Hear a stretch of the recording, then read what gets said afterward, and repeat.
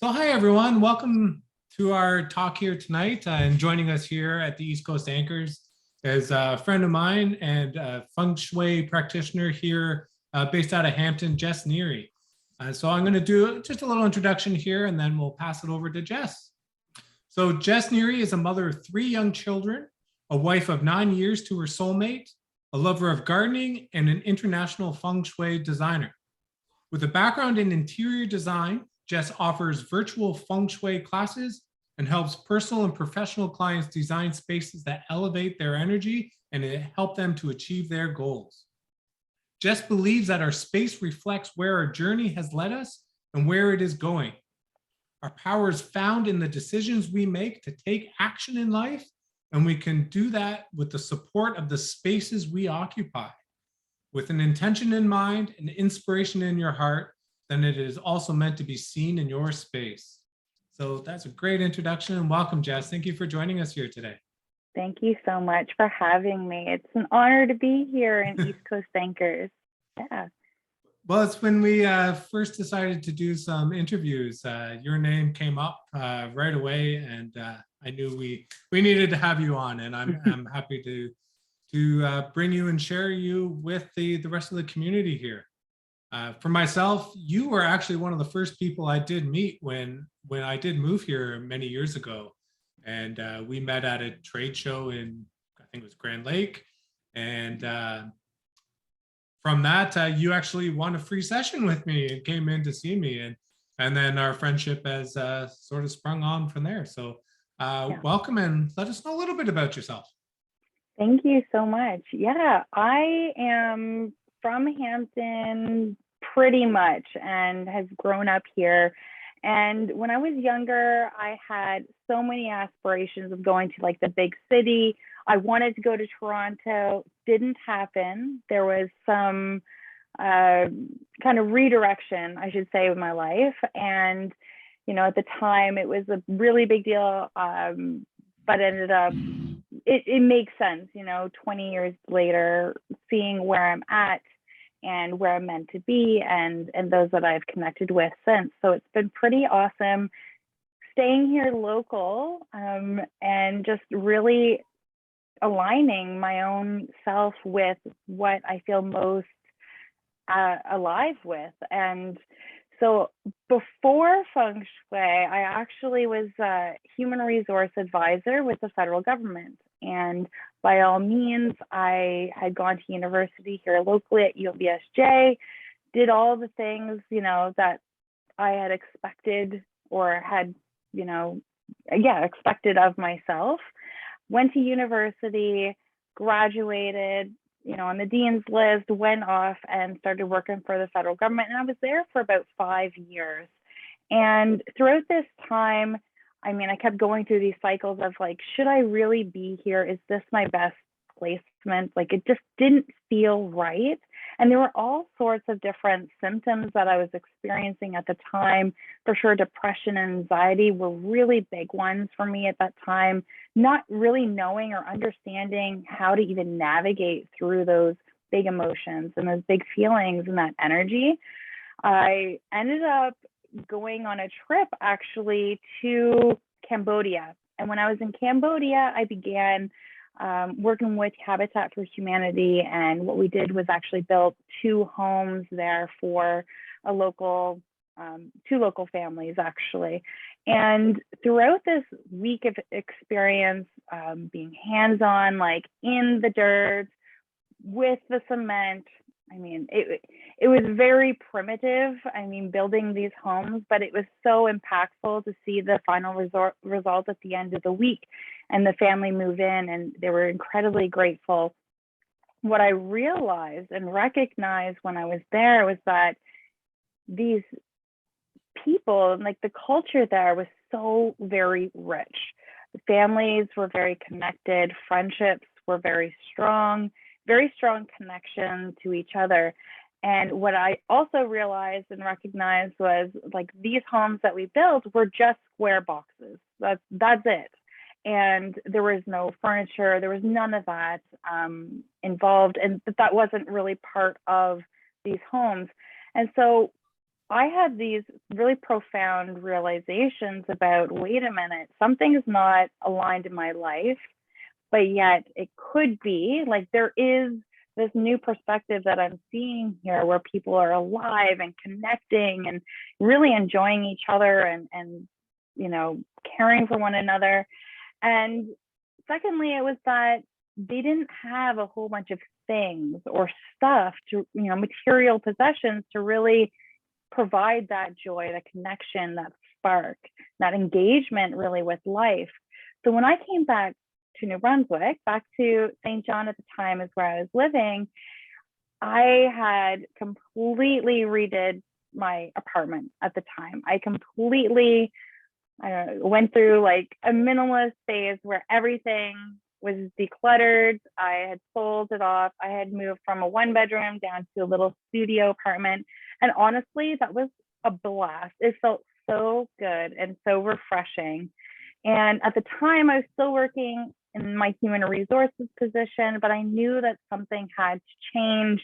I had already had these internal shifts occurring that it had no choice but to shift on the exterior as well.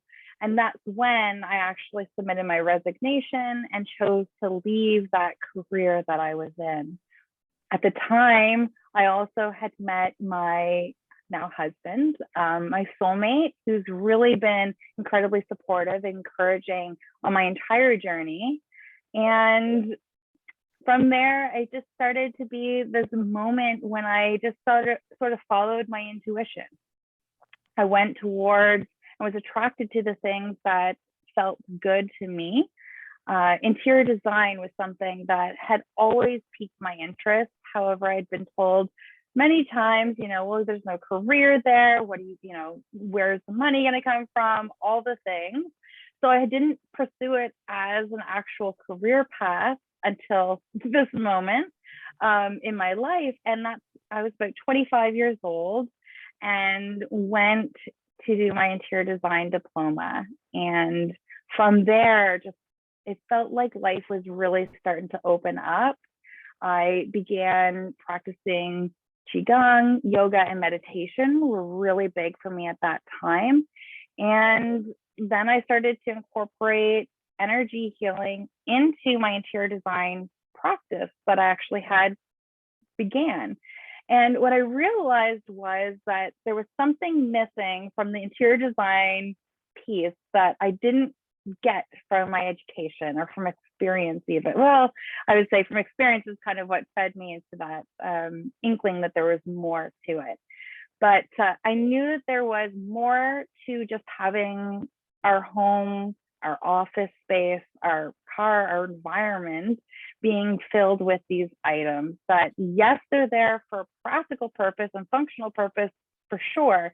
However, there's so much more of an opportunity that's presented when we intentionally and consciously choose what we decide to have in our environment, and it can really support us from an energetic level. And that's when Feng Shui kind of came right into my life, and it was wonderful. I studied from Tisha Morris, who's a Feng Shui master in California, and we were able to meet virtually for 4 months. And I had done my certification program, and and so I had converted my now or then interior design practice into Feng Shui.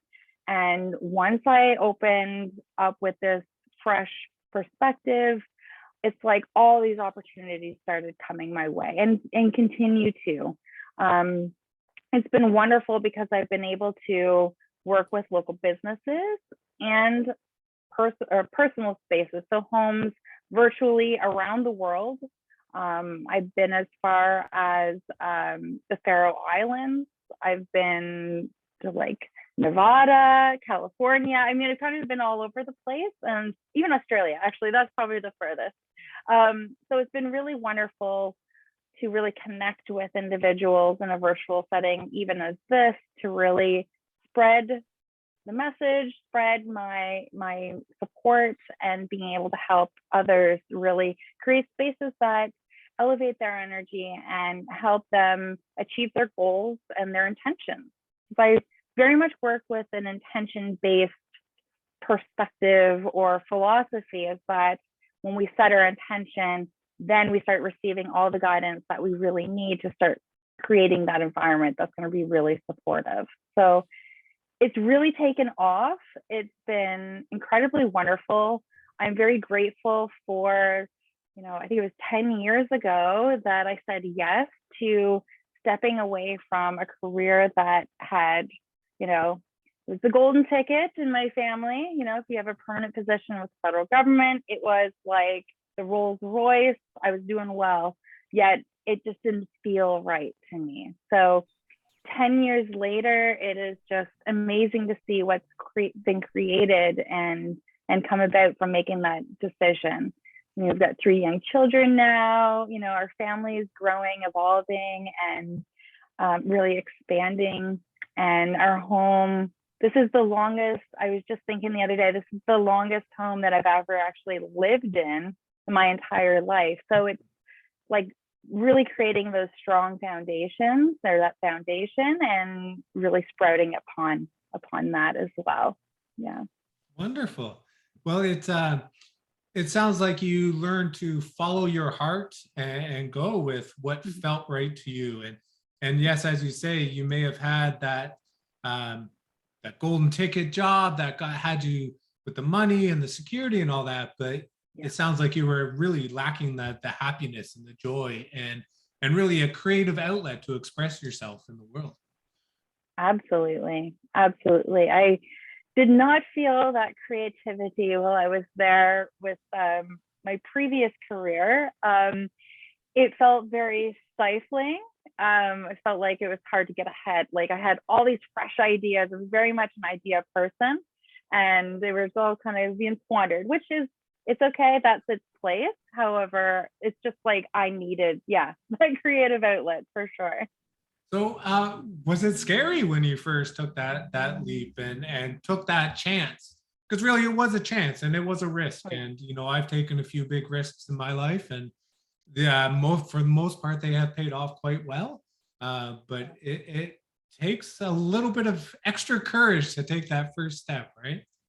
It sure does. And I always called it, like, it was a leap of faith that I had taken. I mean, I had no idea if I was going to sink or swim. I just knew that I had to take that leap because I felt it so strongly in my body, in my energy, in my field. And I mean, prior to that moment, I really hadn't explored, spirituality and energy healing or any of those different components. So I really just felt like my world had opened up around that time in my life. Yeah. And realizing the richness that is here. Oh, very much. It's I've always said it. I choose to believe in magic, therefore I see magic around me every single day, because I have that belief and I know magic exists. So it's amazing. Sometimes the magic is just watching a bunch of bumblebees on the bush, like Sarah was doing earlier. So is it fair to say that with Feng Shui and the expression of a space around you is actually a reflection of what's going on inside of the person? Absolutely. It is like our environment is a mirror to what we have gone through, what we're going through, and what's to come, really. So yes, it's a very profound practice in that it's right there in your face. And oftentimes it's quite an obvious reflection that we're seeing. Sometimes if we're trying to avoid certain feelings, avoid certain situations, it's going to be made very apparent by your space. And what I mean by that, and by a quick example here, is if, let's say, we're anxious and we're just kind of bouncing around and going from one activity to the other, it can be much easier during that time for clutter to accumulate, whether that be coats and shoes at the front door, whether that be a wardrobe like in your bedroom that's just accumulating clothes that you no longer wear, it's gonna be very obvious that we're not being present in your space. So That's my life. yeah. I'm at my house, honestly, for 5 minutes before we're in bed. Yeah.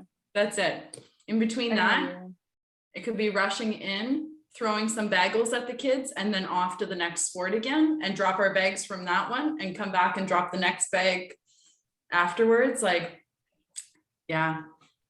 Yeah, that makes no sense. So the flow of your space and of your home can be really supportive to living like a really active lifestyle, and especially with children as well. I mean, I'm definitely in the same situation, like making sure that we're ready for school in the morning, all the things, the activities after school, the dance on Saturday. You know, it's important that our space is set up to facilitate that ease and flow for those activities. Yeah. Mm-hmm. So I have a bunch of questions that I was writing down as you were talking, if you don't mind me asking a few. Yeah, absolutely. So for anybody that hasn't heard of it before, because I know that for myself and quite a few of our members on here, we are very familiar with like clearing the energy of a home and the space, whether it's like removing portals or entities, or even just a deep clean, like the importance of deep clean, decluttering, moving things out. I know for quite a few of our members, that's a daily practice, but Feng Shui seems to be next level that I don't think a lot of us on here, and I'm speaking for quite a few because I have quite a few friends on here that were trained in this area that I am. Feng Shui seems to be like next level. And I'm just wondering if you could explain just like, what is it exactly? Yeah. Like, how is it a little bit different than just like cleaning out the energy of your home, whether it's like smudging or cleaning or something? Right. And that's definitely part of it. That is for sure a part of like the Feng Shui process. However, it's like it's lacking that little bit of extra to really, we're clearing away, you know, what we no longer resonate with, what, you know, what we don't want to continue to have in our space, but then is bringing in then that reinforcement and the support to really encourage you to towards what it is that you're looking to achieve and your goals and your intentions. And that what Feng Shui is simply changing your space to help elevate your energy, encourage positive energy flow, and to increase the momentum at which you achieve your goals. That would be like my definition per se. It's a good definition. That's my definition. I like it. There's a lot of different definitions out there, and I will say, you know, Feng Shui originated in ancient China over 4,000 years ago. It is a very ancient practice that's been used in the past for royalty and, you know, for the elite in China. However, through the years, it's really been passed down. And now we're at a day and age where this information is accessible to everybody. So in one sense, you know, you can look at Feng Shui as being something that is like an all or nothing type of a practice. However, the way that I've studied and practiced it myself is it's integrated in with our life. And so when, for example, we have the full moon coming up on Sunday. And so we have a full moon every month of the year and sometimes twice. But we have this like cycle going on as well. And full moons are a really great time to purge and to declutter and clear your space for what no longer is serving you. And the new moon is also the time when it's great to start bringing in new items and fresh ideas. It's the beginning of obviously the lunar cycle. So it's not really like setting up your space and then leaving it. It's really about engaging and having an interaction with your space too, and developing that healthy relationship really to support your life as it continues to grow, as it continues to expand and elevate. Yeah. So what are some common things that people would hire you for in their house? Like, are they trying to attract certain things into their life or to change certain aspects? What are some of the more common things that you do deal with? Yeah. Oftentimes I'm working with clients who, and this is like, it's been the past 2 years, I've noticed some patterns for sure. A lot of times it's individuals who are navigating a change in relationship. So could be a divorce, a separation, that has been really big, that's been coming up.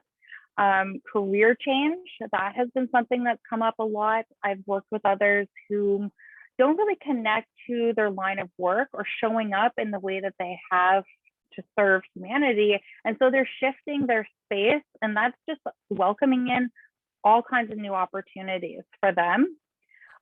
Most recently, because too, when you do Feng Shui your space and you start to design with intentionality, it can take some time, right, for things to manifest and come into your life.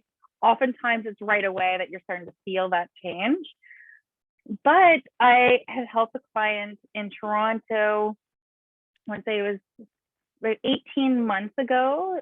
This individual was going through a big change in their life, really upgrading their self-care routine, navigating a separation, really wanted to call in their soulmate. And last week, I found out that this individual is now engaged and with their like forever person.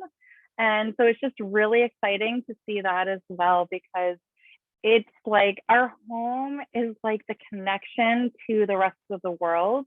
It's our cocoon. Of course, I feel safe, nurtured, and protected. However, it also opens us up to so much beauty in the world, and so much that when we're ready for it, it'll just come right in. So when we make those shifts to our space, we can start to see that coming in, and those opportunities start to really flourish, it's exciting. It's exciting after, I've been practicing Feng Shui specifically for 5 years.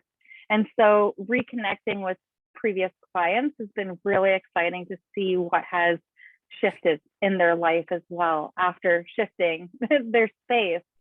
So it brings about a whole new level of meaning and purpose and value when we look at interior design or designing our space. So it's pretty exciting. But there is a really cool tool, and this is something that everyone's going to be really, I'm sure, really excited and love to learn more about. But there's a tool that we use in Feng Shui, and it's called the Bagua map. And the Bagua map is BAGUA map. And essentially what this is like a template, essentially, that goes over top of your floor plan. So it could be a room, it could be your entire home. And what it does is it basically divides your space, excuse me, into 9 different life areas. And these could be looked at very similar to like the chakra system in our bodies. However, these are energy centers in our home that are connected to different life areas. So for example, we're looking at attracting in a soulmate or a very strong romantic relationship, or if we're looking to really even enhance the relationships that we currently have, we can then look at this one particular area that is devoted completely to the love and relationships, and that is the back right corner of your home or your space when you're looking in through the front door. Bagua map is awesome as like a general reference. If you're looking, let's say a client already knows that they want to change like career opportunities or feel more enriched in that area, then we can look at the career area to see what can be shifted in this space. Simultaneously though, even with relationships and love, we can also look at the bedroom. And these are areas where we can make significant shifts that can create profound effects in the external of our life. So you mentioned a few times about creating a shift in the space. So what are some of the things that you might do or incorporate into changing the flow of energy in a specific space? Yeah. There's a whole myriad of different ways we can shift the energy in a space. For sure, like Paige has mentioned, smudging, so burning sage, for example, or Palo Santo. Those are excellent ways to shift the energy in the space from where it's at without moving anything. However, what I primarily do, because that's not something that I do in my Feng Shui practice with clients, what I do is look at the furniture arrangement. So physically looking at the shifts that can be made in a space. So for example, there are certain best practices for different pieces of furniture in your home, like the bed in the bedroom, sorry. There's a position placement known as the command position. And it is like, I don't want to say basic, but because it's not always, not always that basic or easy to do, but basically shifting your bed so that you're in line, like, so you can see, sorry, the door, the entrance to your room, however, without being in direct line with it, because a lot of energy comes through the doors. But also ensuring that the headboard is against the solid wall, so you're feeling more grounded and at ease. And having that clear line of sight really helps us subconsciously to be able to relax more deeply. It also puts us in a position to see opportunities as they come into our life. There's all sorts of different benefits to that. And that's just really one example. Other ways, I love incorporating plants and crystals and color for healing the space, for really enhancing and amplifying our intentions in the space as well. And then it's, of course, looking at artwork, you know, rugs, all the things with interior design as well. And yeah, so it's no two consultations are alike. I can say that for sure. And there's like a wide list of, and even, I mean, behind me, I've got my singing bowl too. So there's other ways that we can really help shift the energy in the space too. Yeah. So Jess, if somebody wanted to book with you, and they wanted to do like, say, an online session, could they just message you and then maybe like walk you around their home? Is that how it would work? Somewhat. Generally, what I do for virtual consultations is I'd have the prospective client go to justneri.ca, and from there it's like you're connected to all the different services that I offer, so you can really pick the best one for you. Because I do also a home energy reading, which is where basically I just look at your space in 30 minutes, provide feedback on what I've observed with some recommendations as well. But for virtual consultations, including the home energy reading, I have the client submit a video home tour. And I love those. I love them because audibly hearing the homeowner or the business owner walking through their space, it just gives off so much information and intel that I can, you know, observe beyond just simply looking at the space and looking at colors. Yeah. It would also like prevent you from being like, holy shit, that's a mess. To their face. Yeah, there's a buffer. Yeah. You're like, I can think about this and respond politely this way. True, but it's hilarious because like the responses from clients is like it's very obvious, and so I very much try. I do go into consultations like judgment free because like, man, we've even like Feng Shui consultants, we've got our shit piling up, you know, in certain areas, and it's just great to have this knowledge and understand what it means so that I can look at it, observe it, and shift it myself. But yeah. So do you find that some of the clients you attract and that you do work with are actually reflecting aspects of yourself that you are working through or trying to understand deeper about yourself? Right. At times I do, for sure. Because like I said, like I've noticed patterns in the clients that I do work with.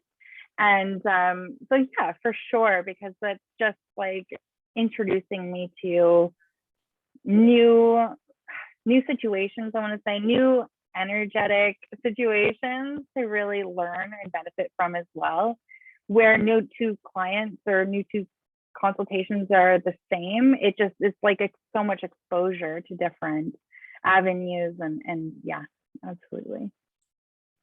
So are there different schools of thought around Feng Shui? Yeah. And are they like pretty steadfast in their rules, or do you have the opportunity to have a little bit of flow Yeah. and freedom with what you do?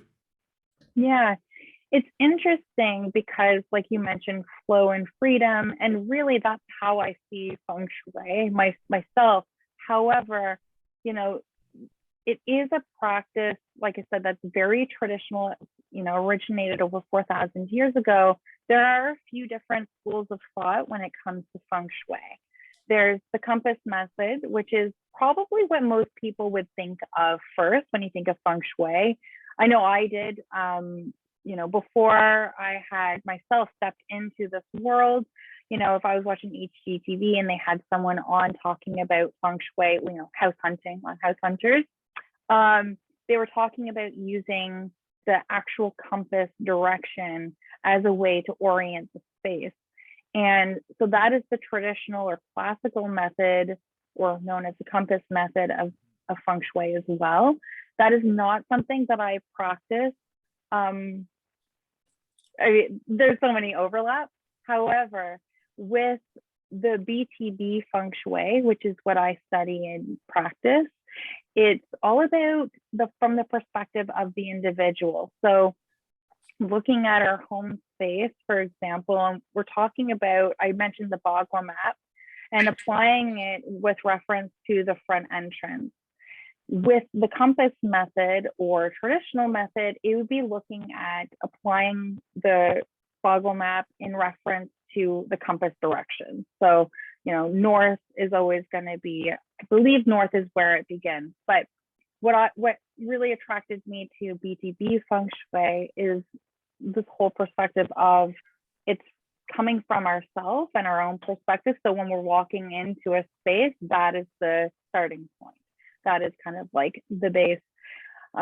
So there's those, and there's also land Feng Shui.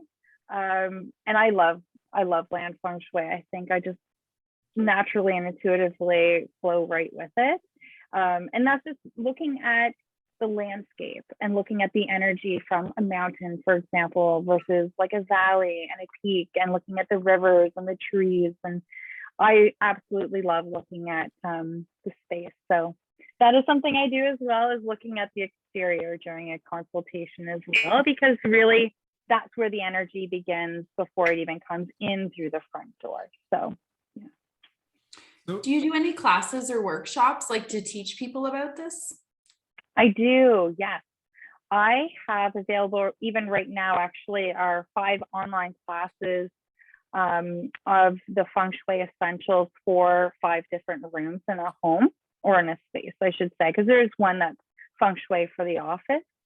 And so that's like under an hour, you'll get all the, what to avoid, what to encourage, and here's, like 10 tips to really help encourage the energy in this space.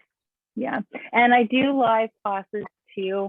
I haven't done one in person in just over 2 years. However, I just did a Feng Shui 101 masterclass online about a month ago now. And so there'll be some more classes popping up in the next couple months for sure. So those online classes, are they basically, they're like a video, so people would purchase a subscription and have access to those videos to watch on their own? Yeah, so at justneri.ca, you can go right to online classes, and then I have them listed right there that you can purchase right away. And once the purchase, the registration has gone through, like within a couple of minutes, it's emailed directly to your email so that you have access to it and can get started right away. Yeah.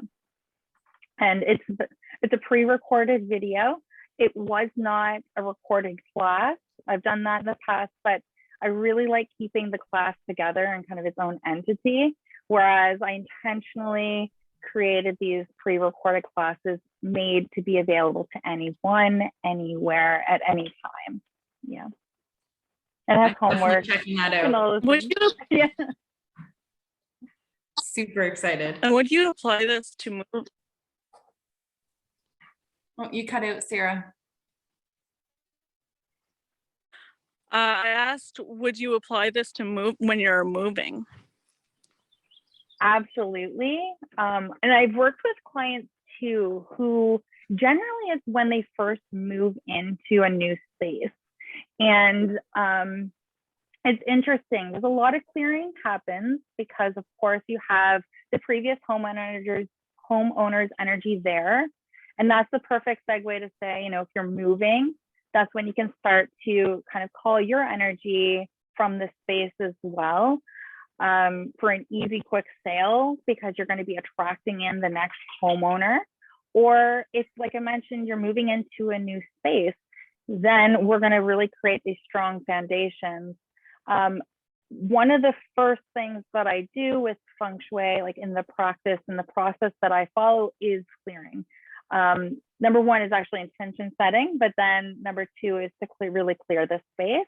And then we're going to start arranging the space and really adding items or colors or anything that you even currently own. It doesn't have to be brand new, to really encourage the vibe in the space so that it's set up to support you and where you're wanting to go. Yeah. Well, I love that you said when you're going through the moving process, especially if you're selling a house, that it's good for you to pull your energy out of that old space. And that was something that actually happened with my ex-wife and I when we were trying to sell our first condo, and we had 10 days to sell it. And after about 7 days, we didn't even have a single person through. So we actually did a little process where we detached ourselves from that space and opened the energy up for that space to attract somebody new in. And the next day we had an offer and it was sold. So. Wow. Yeah. I had a very similar experience too with our previous home. We did all the shifts to really, again, like pull our energy from, or start to recall our energy, I should say. And it we wanted to sell privately. We were just like, let's just see. And it was like 3 days later, we had an offer, and it was like what we were asking. It was just, it's like you can't make it up. It's just something you experience and you feel, and it was amazing. It was smooth. It was very smooth. Jess, I'm wondering, when you first started getting into Feng Shui, what is like one thing that you started doing in your home that was like, holy crap, this really works, and you've continued it always ever since, and it's one of the first things that you teach, just because like, if you have something that you can think of that was like, oh my, I don't know why this works necessarily, but holy, this stuff is the real deal. Yeah. Oh, the first thing that came to mind, and I don't see how it quite answers the question fully, but I know how to. The first thing, it's really interesting because like when I was studying interior design, our home changed all the time. And what I mean by that is like the furniture arrangement kept shifting all the time. Spring would come, it would change. Fall, spring, like it just kept changing. And that was a pattern that I had recognized. However, when I started practicing Feng Shui, it's interesting because the furniture has pretty much remained where it's been the past 3-4 years at least. And that to me is astonishing, because that's showing me that there was energy being leaked before, because I spent time and energy into continually changing the space. And that now it's like it's set up to really support our family. And again, having that energy now to go towards new activities, new ventures, and really start to sprout from that. So that was something that I found really shocking when I first started practicing Feng Shui. And it makes sense too when you're starting to shift your space, that, oh, right, I feel good when I'm sitting, with my back to the wall. Like, for example, my office space, like it just makes sense from an intuitive and like subconscious level. It makes sense. I keep saying that. And then since then, it's been intention setting. That is the biggest thing. And recognizing that our space does reflect where we're at, where we're going. And so if I'm looking to, like, one of the really strong intentions that I set when I first began was creating a business that was grounded in my beliefs, in my values, and could sprout from that and kind of evolve from that place. And what that meant from our home's perspective is actually we were redoing the floors in our home, and we did hardwood. And I knew that I wanted to have hardwood that we walked on every day, like real wood. Not so that is just one example of how intention setting has really played a part in the designing of our home. And it continues. You know, if I'm looking to shift my business practice, I'm cleaning off my desk, you know, and I'm maybe looking at what's behind me and seeing if it still resonates, or if I want to create a shift with the decor to enter into new opportunities and yeah, have my space reflect that too. So you mentioned space. So when I look at your background and Paige's background, it's very simple and plain, but I look at the background behind me and it's very kind of full. Is I love it. that a good thing? Is it a bad thing? Am I in proper balance with the amount of stuff I have behind me? Yeah, it's interesting. So with plants, because when I look in your background right now, I see plants growing all over. And plants are wonderful because, I mean, of course, they're purifying the air, they're connecting us with nature as well. Plants also represent or kind of give off the vibe of, you know, growth and energy going upwards. And I keep saying upwards because I have my snake plant over here and it's got the leaves pointing directly up.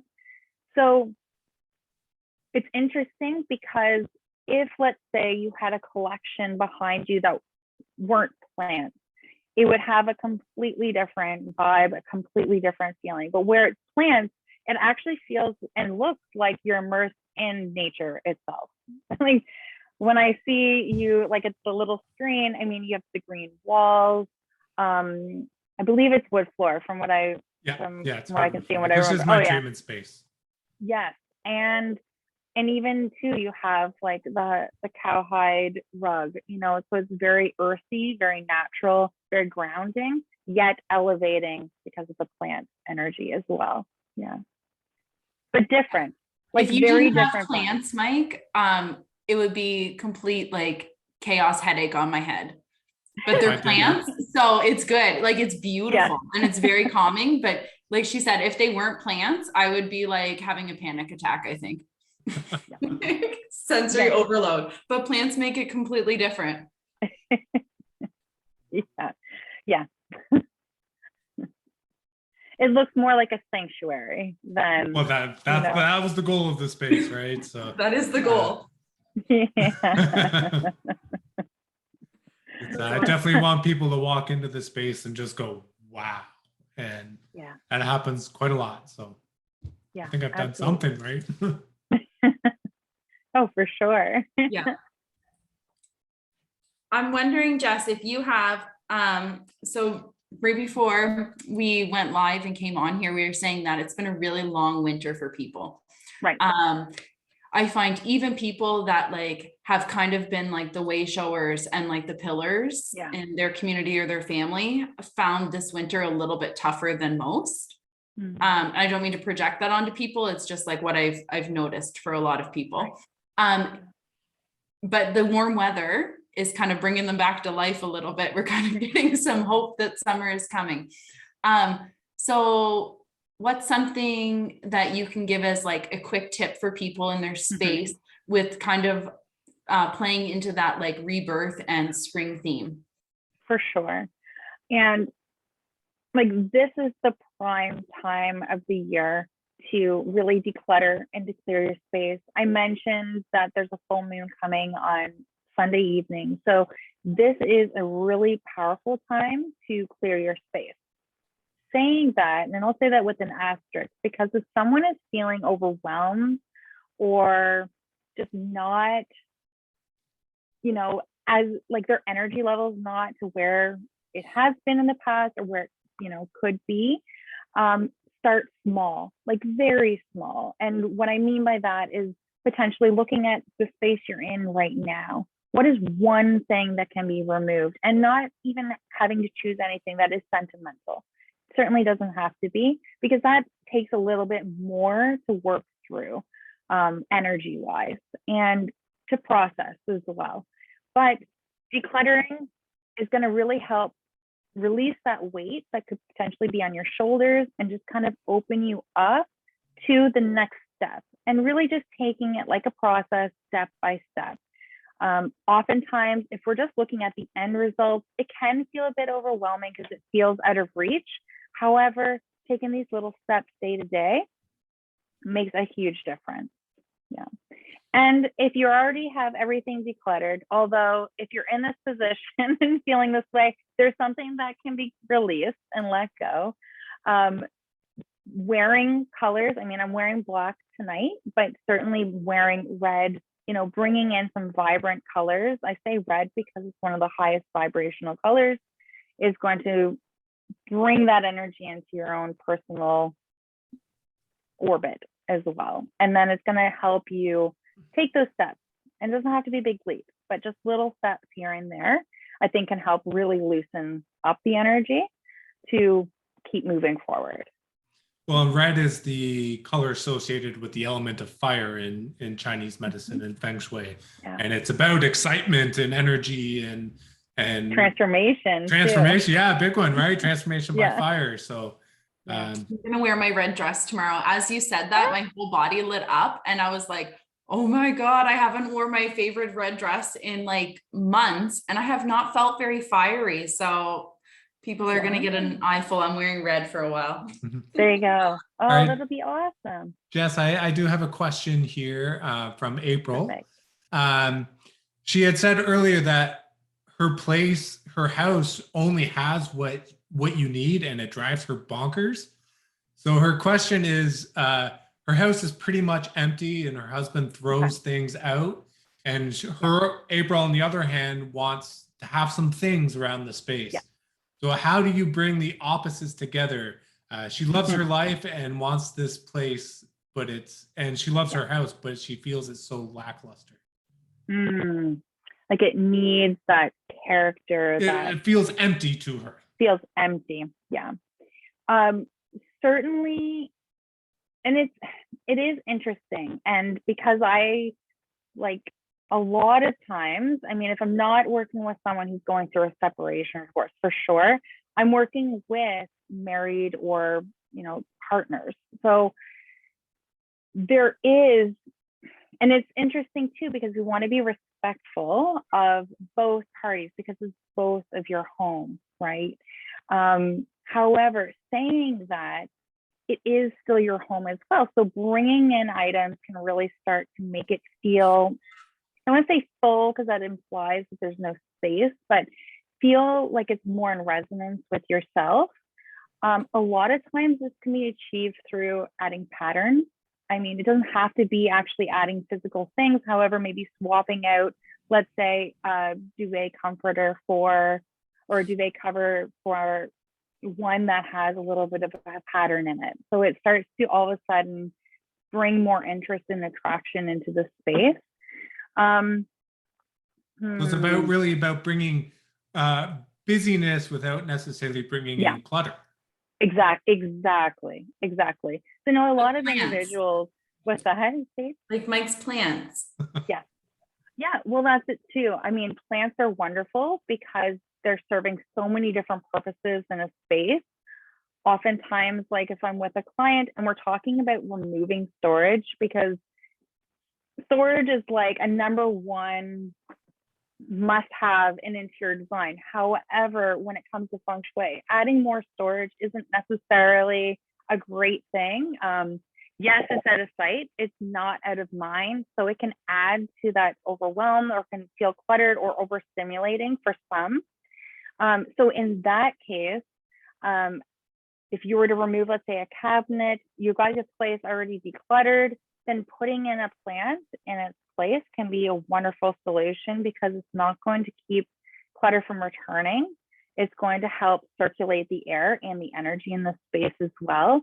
And it's going to feel more fuller because now you have this living entity living in your space and taking up, I mean, let's say my plant here is like 10 inches in diameter, let's say. However, you know, it still occupies a fair bit of space. You'd like to have the space around it for the energy to flow and to circulate in that. So that's one way. Certainly adding colors as well. Oftentimes, if you have a decluttered space, you know, it could be a little bit neutral. So adding, you know, a nice bold accent can be really helpful too. And I mentioned a pattern before, so that could be a way to bring that in. And when we're looking at bringing in bold accents, we want to bring it in maybe at like a 10%, you know, versus the rest of the colors in your space. So it doesn't have to be too strong for the other individual, however, strong enough to really bring that purpose, that value, that vibe you're looking to create in the space as well.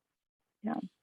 How does Feng Shui take with sort of like used furniture or antiques, or maybe like hand-me-down furniture? Is that a sort of a faux pas or something that is sort of accepted in the Feng Shui community?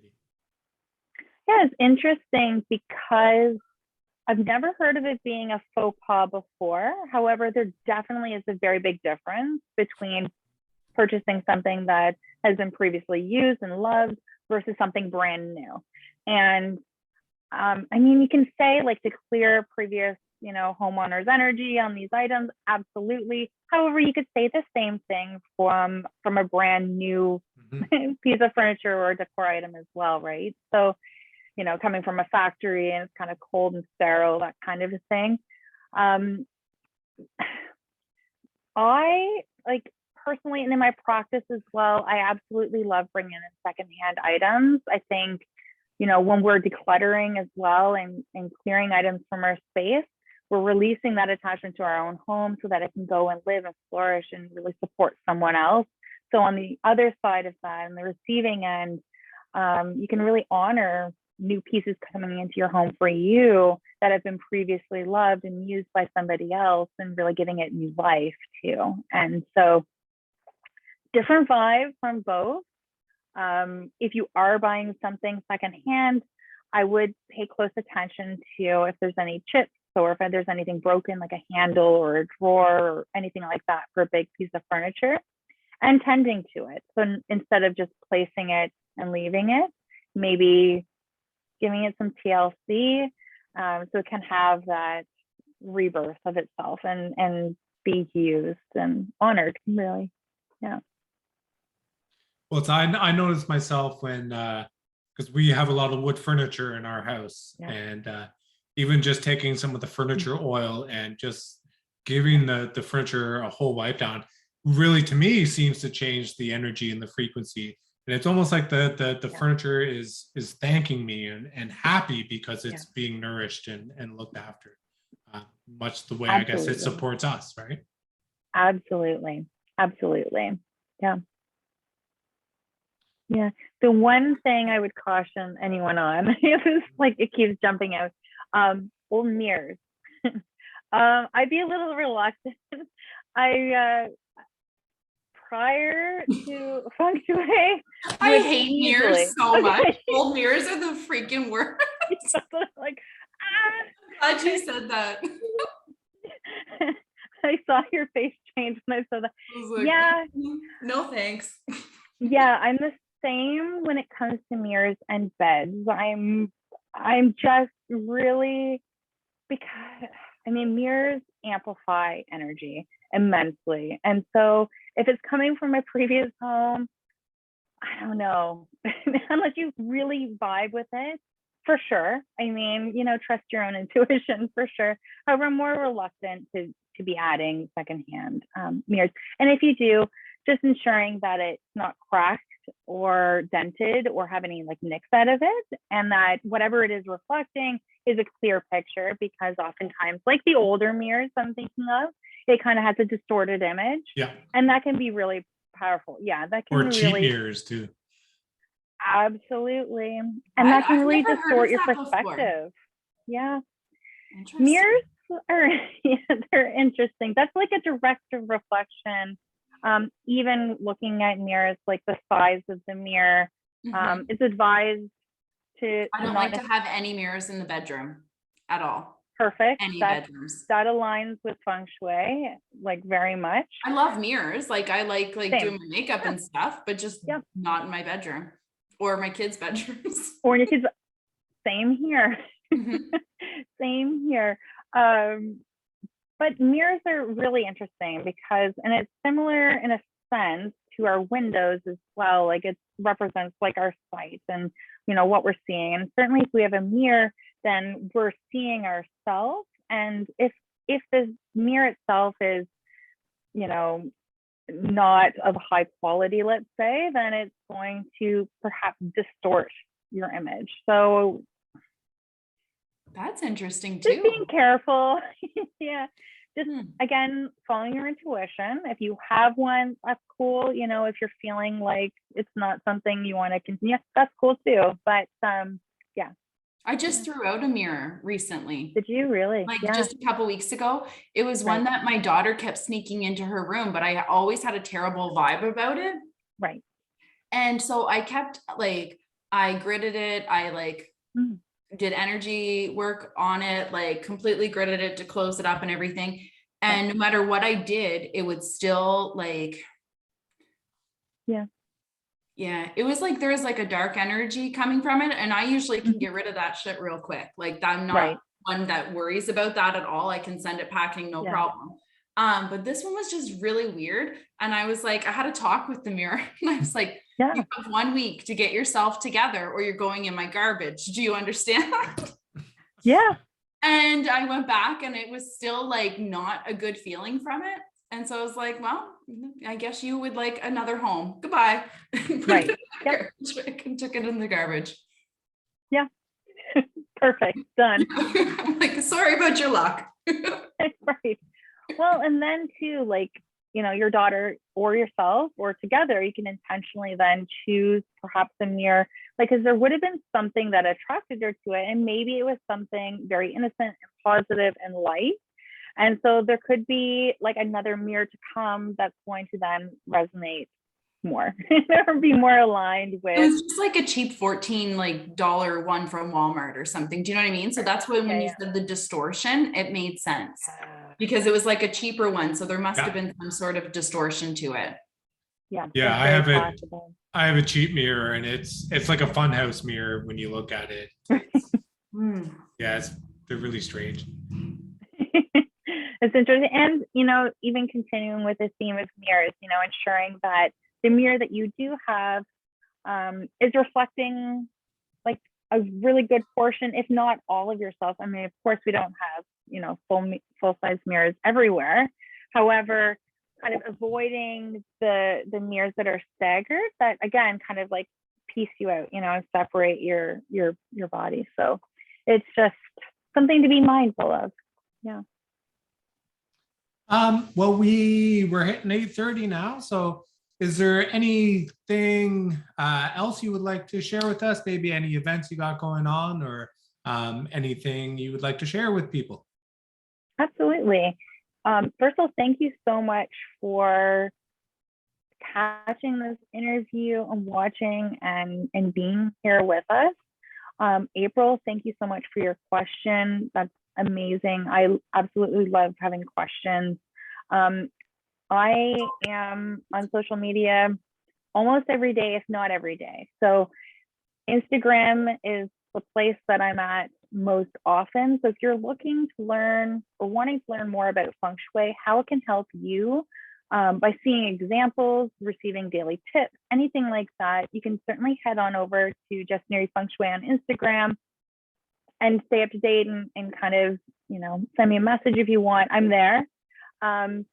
Otherwise, it's really, you know, it's interesting because as individuals, we ourselves are not stagnant. And so our space isn't or doesn't need to be stagnant also. And so when we evolve and when we feel like we're heading into a new chapter or the next step on our journey, you know, look at your space, because it often has an evolution of its own as well that's going to be following along simultaneously, and can help also initiate change and be a catalyst for change in your life as well. So if you're feeling stuck, look at your space, because it is an obvious reflection right there, and can really help, I guess, again, loosen up the energy and really help you step forward into your next chapter with confidence and with ease and with flow. Jess, would you be able to either tonight or tomorrow share your webpage to the group so that people can go in and look at your services and things? Yeah. And if you have any like new events coming up, feel free to share those as well. Okay. Yeah, I think if you share them to the page, they might connect with our event feed, because I'm definitely interested in whatever you have coming up. Yeah, absolutely. Okay. Thank you, Paige. All right. Well, Paige, did you want to give the people just a little idea of what's happening next week? Who our guests are next week that we're going to be chatting with?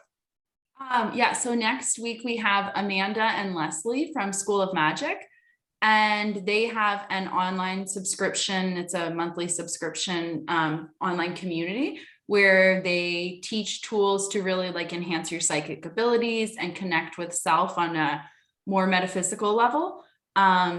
So it'll be really fun to chat with them and to see some of the things. They do a lot of activities and channeling and about play and really connecting with different, I think it's called School of Magic, but I think it's less teaching and more like playing. Wonderful. It should be a really fun time. I look forward to that. Yeah, they're both really great. Yeah. Wonderful. Well, thank you everyone for joining us here for the past hour. Again, this recording will be made available through the East Coast Anchors Facebook group. Please feel free to invite anybody in who might not already be in. And again, Jess will share her information for you there. And she is also a member of the East Coast Anchors, so you can also find her through the group and send her any questions and connect with her if you feel she's what you're looking for. So thank you, everyone, and have a great night. Thanks, guys. See you later.